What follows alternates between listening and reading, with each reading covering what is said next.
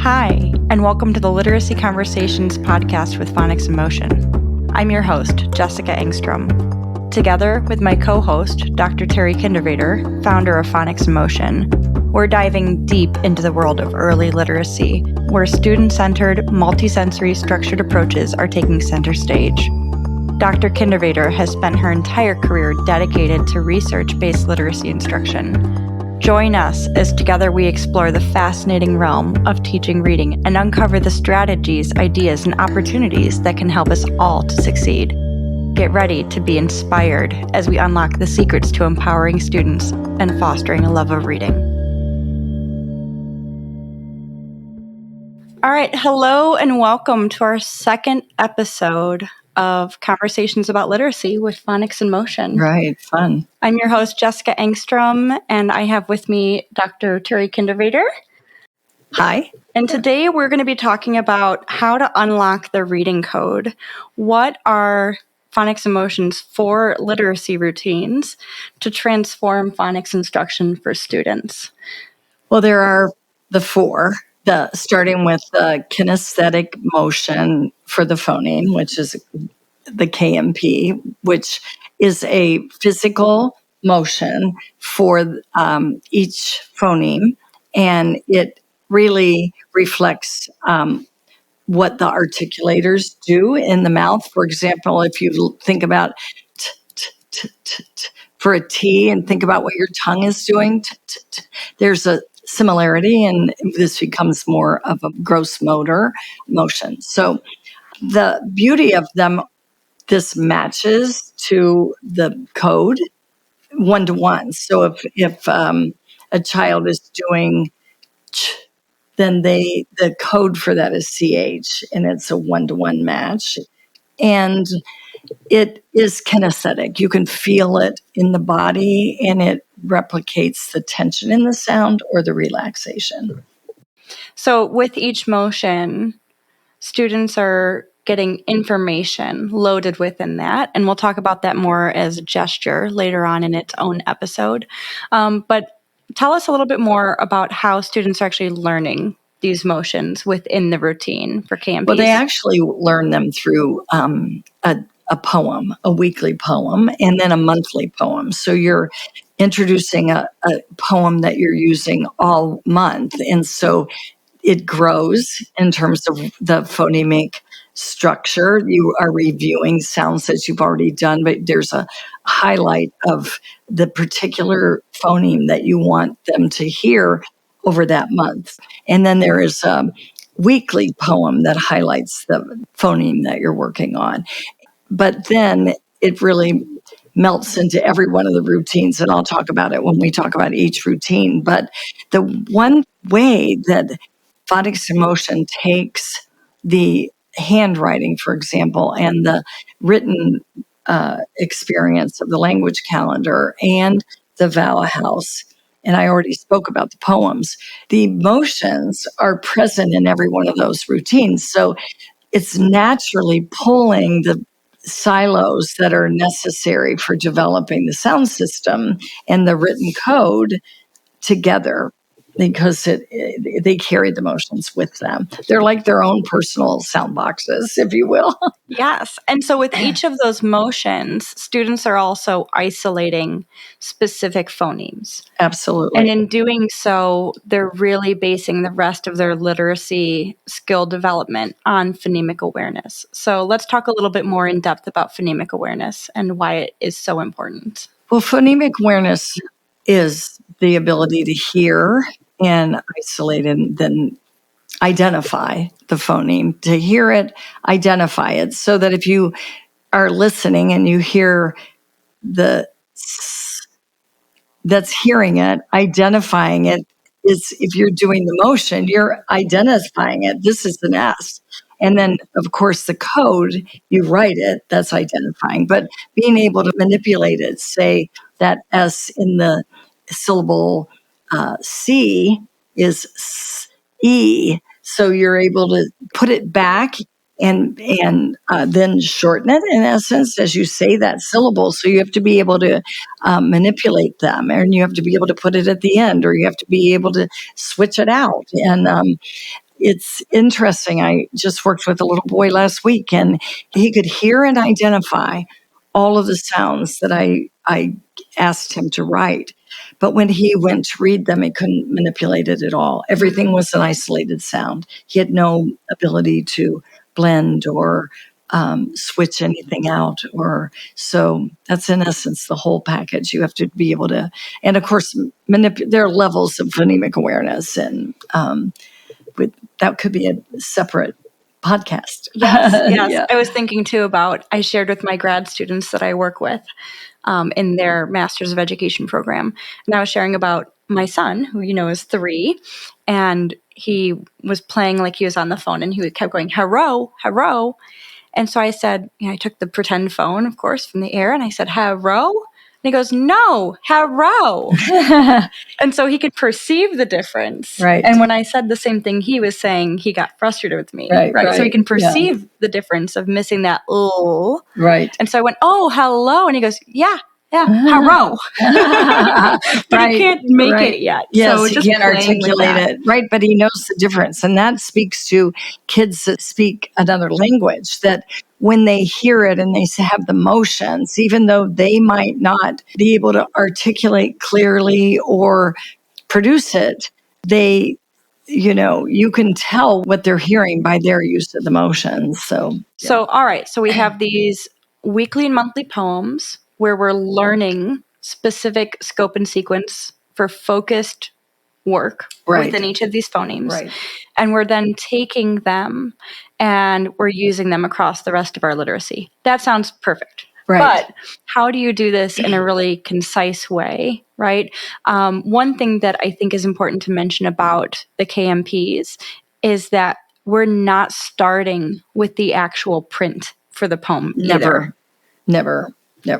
With the young children, when they become more proficient, then you don't have to have that listening stage be so long, but you have to make sure they're hearing the sounds. And it's a fun experiment to put a poem up with the adults and have them read it and do the motions at the same time. And they do the wrong motions, because if they have the word cyclone,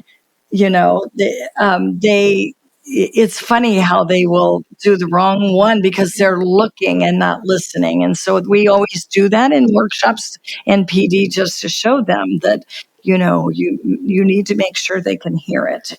And it's fun. But at the end of the week, they're reading it, they're practicing fluency, they're identifying sight words in the poem, they're working on their phrasing, they're taking words to the Vowel House to look at the different spellings. And so it becomes just such fodder. It is such and you can do it in your morning meeting. You can do the poetry and the motions, because it becomes a shared song or a piece of, shared experience. So it builds a culture. Yes, absolutely. And I think that cultural piece of shared understanding and community and risk-taking, the fact that lives within each of the 4 routines is so vital, and that keeps it kid-centered, right? Right. Both of those play a part. So once we have the KMPs, then we're also working with our second routine, which is our handwriting routine, with the reading and writing monster. So tell us a little bit about him.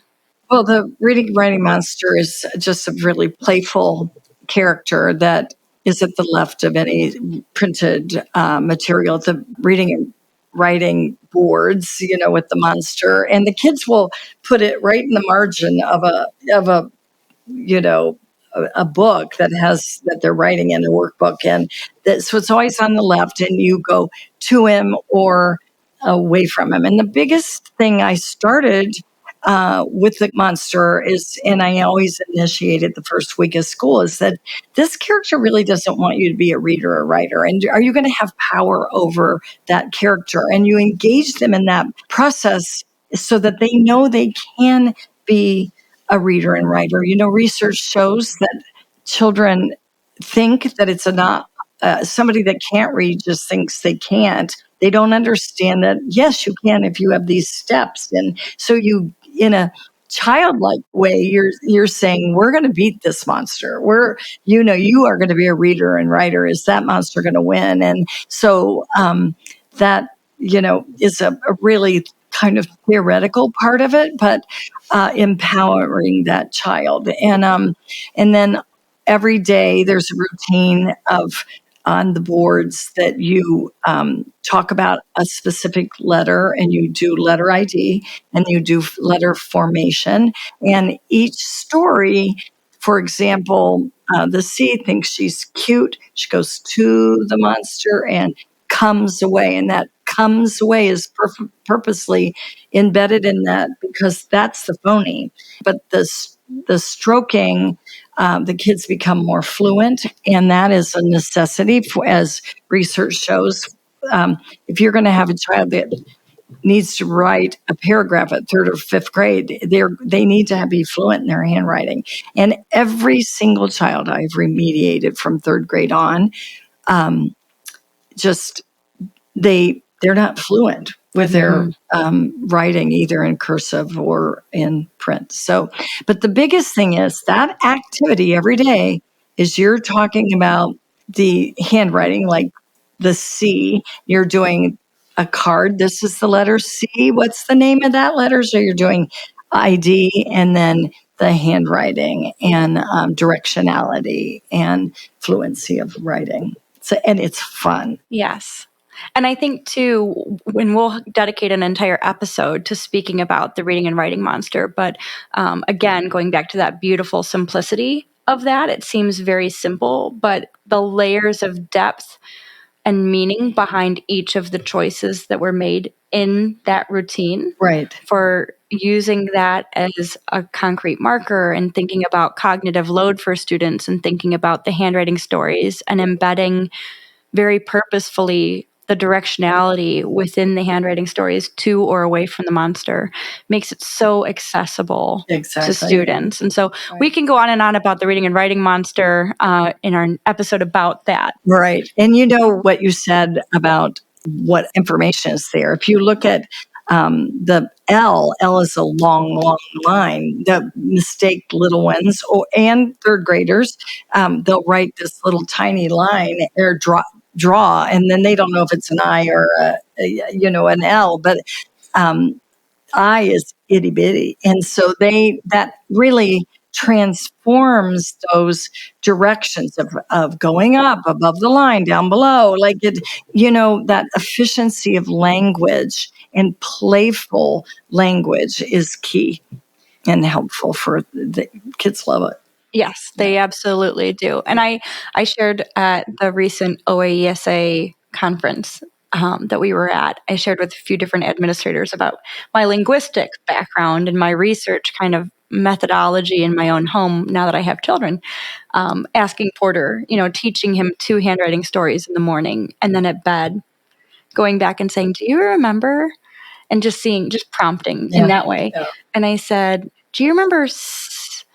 And he told me the entire story for S. And then I said, what about And he goes, M goes down, moves away. But he had that phonemic connection. He wasn't exactly sure about the beginning of the story, but he had the visual and connection to the phoneme within it. And he was doing the directionality, the motion of the directionality. For the monster within one day. And then, the next morning I asked him again and he remembered. Yeah. And then 3 or 4 days later, without showing him in between, he remembered. So that's powerful. It is powerful. And I will say, in my recovery from my stroke, my husband, who also is an educator, he used the stories with me to help me recover my ability to write. I could do all of the technical stroking, like in therapy, I had to do the curves and the lines, but I couldn't do the S because I couldn't bring it back. And once he said, and Vygotsky says the language first. And that was what, S goes to the monster and comes when goes back again. And that's what I needed was I needed the language to direct my stroking. And, but is it meaningful language that just, going back or moving to the left to a kindergartner could be moving to the right, so it has to be fun. Yes, absolutely. I think it's my background that everything has to be fun. Yes. Yeah. But what empathy you bring to students and their experience, even going through later in life, your stroke and your recovery process, I'm sure that completely changes your lens about teaching and learning. Well, it changes my lens from the standpoint of I really believed that I was very understanding and compassionate and patient. And when I would be at that reading table, and you often, after you did something 4 times, you felt, maybe he's just not paying attention to me. Maybe it's a behavior thing. And I realized after my stroke, when you're stuck, you get in a rut. And even though somebody can say, now, when you see this, do this, as soon as you see that, you go back to your rut unless you break it. And the motion and the handwriting stories broke it for me, so. And it gave you that ownership over it versus it being an exterior, right? Making that an interior kind of intrinsic mastery of it. Absolutely. And one thing that I think is not clear is I didn't know them. I did not know the motions. I did not know the stories. I knew nothing about the program I created after I had my stroke. Wow. Because I don't have a language center in my brain. So, yes. Oh my gosh. I continue, the more we talk about these things and the more that we talk about the history of phonics emotion, affectionately called PIM, we'll see it named PIM across our website and we'll talk about it as PIM. But the more I hear about PIM, the more in awe I am of what it is and how holistic of an entire program it is. So I do want to move us along, though, because we do have 2 more routines. Right. We have the language calendar to talk about and the Vowel House. So the language calendar is that daily writing, collaborative, modeled writing. Modeled writing by the adult and with the cooperation of the learner, and it's cooperatively constructed, but led by the teacher or the parent that is asking the questions to get the answers. And so it begins when preschoolers are looking at a picture of what do we do today and then developing the language, and then it moves on to just a sentence, and then as you move through the grades, paragraphs. And it is an amazing vehicle for taking what you learned in your explicit lessons to application. Well, we just did that. Remember we did that? We just did that in handwriting. Now, how am I going to write this? And then they link it so that they know when they go back to their journal, that's what they need to do. So it's a true means of scaffolding the process for children. It has a routine that we will do in a separate podcast, but all of the concepts about print are developed there.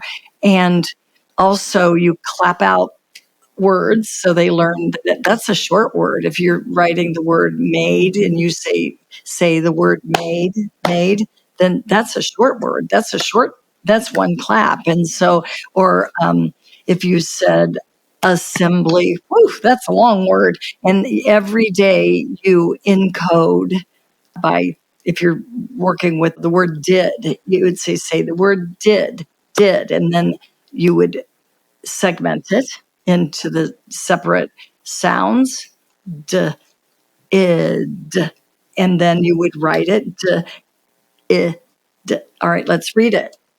Did. Do it again. Did. So every day you're segmenting and blending. And as you move forth, you're writing multisyllabic words. And what I always loved is watching kindergartners just tackle, a word like vacation, because they just clap it. And they know how to do it because they see it every day. Right. So, and then of course you get all of the grammar that's a capital letter. Of course, that's concepts about print too. And also I always used the study of our sight words with the language calendar. So much to be And it was put together theirs. there. It was theirs. Right. I would say, do you know this word want? We have worked, look at want. And I need to keep using this, or should I use a different word? Where should I put this so that you know it if you need it? And that was the culture of it, listening, communicating, talking, answering. So, and slowing down. I think a lot of teachers are really sometimes feel rushed, right? We fall into that pit of like, let me just do this. Let me just do this. But the active think aloud and bringing back the KMPs and integrating, like we'll talk about the Vowel House, and pausing and slowing down to really master those skills for students, or work with it. Or like you just said, responding to students going, oh, we know the word want. Right, exactly. or even with punctuation, somebody will read something like, on our way, we saw 5 ducks. I don't know. And I remember a little girl with not that sentence, but that kind of experience. She was like, listen to me. As we are on our way, do you hear my voice? On our way, you need to put a comma in there, and that's what real like application is, and saying, oh my gosh, you know what? You're really right. So that's the power, and giving them the ownership and the discovery that, this is meaningful stuff, so. Yes. And so I think, the language calendar is that place where you can kind of put it all together again, and using the KMPs across each of the different routines and bringing the handwriting stories into the language calendar. The Vowel House, I know we've mentioned it. We talked about a little bit in our first episode as well. So we really think about the Vowel House for first graders or exceptional students who are really ready to dive deeply into. Who really have their phonemic awareness in place. Yes. And the truth is, 80% of kids come to school with their phonemic awareness in place. And that is really something that we really need to digest, because that doesn't mean 80% in your classroom have it. However, that means that they have developed that phonemic awareness at home, in their daily life, in natural experiences with their families and in community. And that's one thing that I believe very strongly in having to redesign in your culture is, that it is childlike. So, but we don't start the Vowel House generally until first grade, but there are children, lots of kindergarten teachers are like, this kid's ready. And I say, amen to you, because we need to empower the teacher to make those professional decisions. Yes. So the creation of the Vowel House and how it's organized. Tell us a little bit more. It's organized with the windows in a house, and the top windows are the short vowels. The long vowels are at the bottom, and in the shed are the digraphs.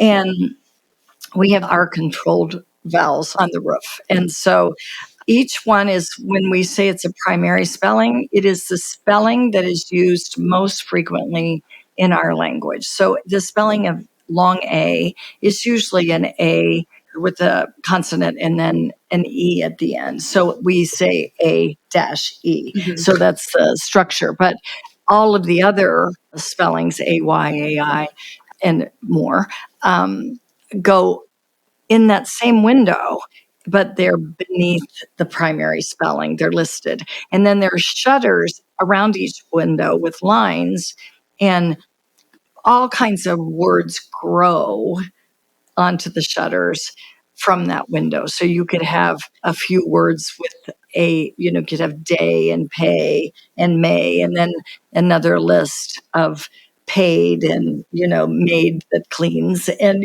so those all go in that window. So you're developing the reality that you need to listen for the sound of the vowel. And then there are lots of ways to spell it. And you have to have a flexibility about it. And everybody remarked with my first graders that they never had trouble with synonyms, because they would say, well, is that made with an E or AI? Like, they knew that they would say, well, it's a different thing. So you have to have a different word, like, with homonyms. Homonyms, yeah. And They were homonyms when I started. Now they're homophones, and who knows what they're going to be next. But sorry. Yeah, but that's true. Yeah. I was thinking that too. I said not synonyms. Yeah. Yeah. But yeah, I think as a learner, it took me so long to understand that. And I think had someone just put it out there explicitly, again, going back to 90s education of osmosis, you'll learn language by osmosis. Yeah. It didn't help us all. No, but it's funny because I was teaching then, and my kids were doing everything that was current, but they were doing their phonics. Like they had to do their phonics, whether they were writing, reading, like whatever, So what lucky students you had.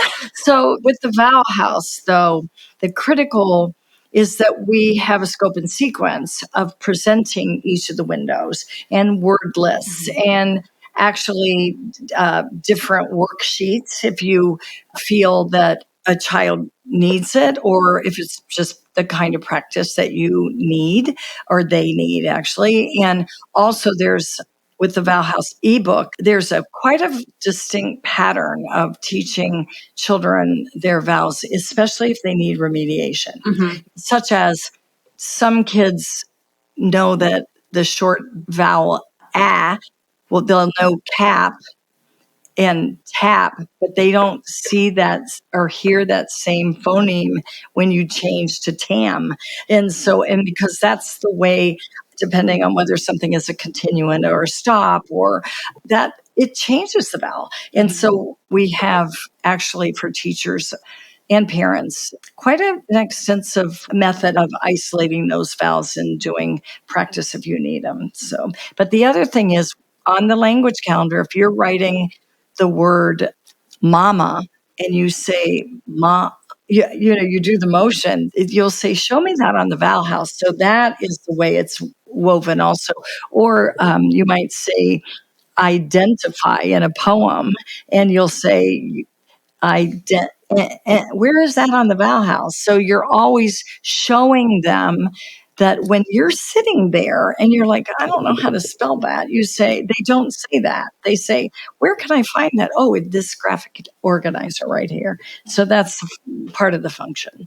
When we think about this as a holistic program or literacy routine, we have schools that utilize it on its own. And they only utilize PIM throughout their whole day.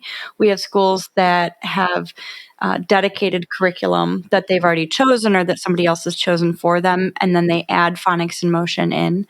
But I think what we hear most, the number one piece of feedback that I've heard from our administrators and teachers is how engaging it is, right? And the routines are simple and they are predictable. We've talked about that with students too, setting them up where they're not asking, are we doing this today? Are we doing that today? They're predictable routines, but they also change and evolve quickly enough to keep that engagement going and challenge. Exactly. So that's that beautiful simplicity again, with the depth of how amazing these routines are. So each of our routines is actually going to get its own episode later on because there's so much to talk about for each one. But at least this is an overview of how they work together. Right. And it is also, if it's used as a supplemental, so to speak, not as their primary programming, the site allows teachers to just visit the particular sound or phoneme and then has all the information. So they can tailor all the programming to fit. And that's important because when we say their teachers are rushed, their plates are so full, so full. And I know that I always was a great team player and whatever program we were doing, I was doing, but this was my design and this was the way I delivered actually the other programs, before I was just doing FIM. And it makes me think too of the story you told me about a student of yours who has now come back to you saying that she learned her literacy skill development with you in the classroom using the KMPs and using these routines and is now a teacher who utilizes them herself. Exactly. In fact, there are a number of people that have and are using them with their children. And it's funny, those are years, a lot of years have gone by and they still remember the motions and, the reading and writing monster stories. And, that's fun. What an impact you've made. Oh, thank you. What an amazing career you've had. I've had a great career in terms of my opportunity to just learn, study with people in my master's program, my undergraduate program in education, and then my master's in Massachusetts, and then Kent State. Just pros and compassionate, loving people that have lived the career within their careers, all of the pendulums swinging this way and that way, and having the ability to have success with the learners. And then from that map, understand that this what works and that nothing works with everyone. Some children need that Vowel House worksheet to just see it explicitly in that way. Others need it in a different form. And so I don't think anybody disputes what the science says they need. It's the how. Mm-hmm. It's the how. And the how of delivery and the power of the teacher and the how of the learner. So. And that won't be its own episode too, right? Because we need to weigh in on that a little bit. And we need to discuss further the state of where we're at. Absolutely. With literacy and our desperate need to make some shifts in education in our country. So we have big jobs ahead of us, and we thank you for listening, and we hope that we will continue to engage you in conversations with us. Thank you very much.